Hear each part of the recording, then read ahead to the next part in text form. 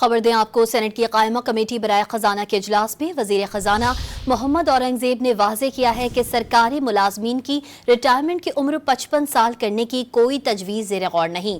Secretary خزانہ نے آگاہ کیا کہ IMF نے NFC ایوارڈ میں تبدیلی کی کوئی شرائط نہیں لگائیں۔ مزید جانتے ہیں ڈان نیوز کے نمائندے طاہر شیرانی سے۔ جی طاہر، بتائیے گا اجلاس میں مزید کون کون سے امور زیر بحث لائے گئے؟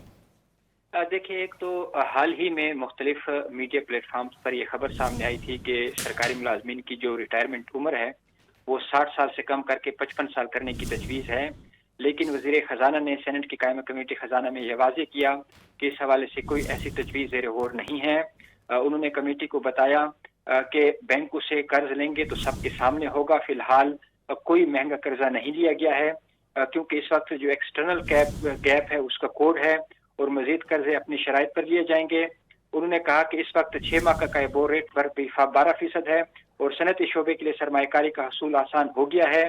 وزیر خزانہ نے کمیٹی کو بتایا کہ اب قرض ادائیگی میں بھی مشکلات نہیں ہیں اور CCC ریٹنگ کے ساتھ بانڈ جاری نہیں کر سکتے، اس لیے سنگل ریٹنگ کا انتظار کر رہے ہیں، پھر کیپٹل مارکیٹ میں جائیں گے، تاہم چینی بانڈ مارکیٹ میں بانڈ جاری ہے وہ کیے جائیں گے۔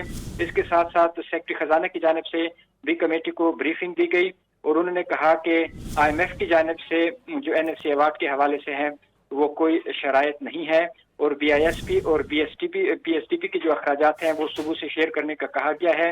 اس کے ساتھ ساتھ صبح سے تعلیم اور صحت کے اخراجات کرنے کا بھی کہا گیا ہے۔ جی طاہر شیرانی اپڈیٹ کر رہے تھے، آپ کا بہت شکریہ۔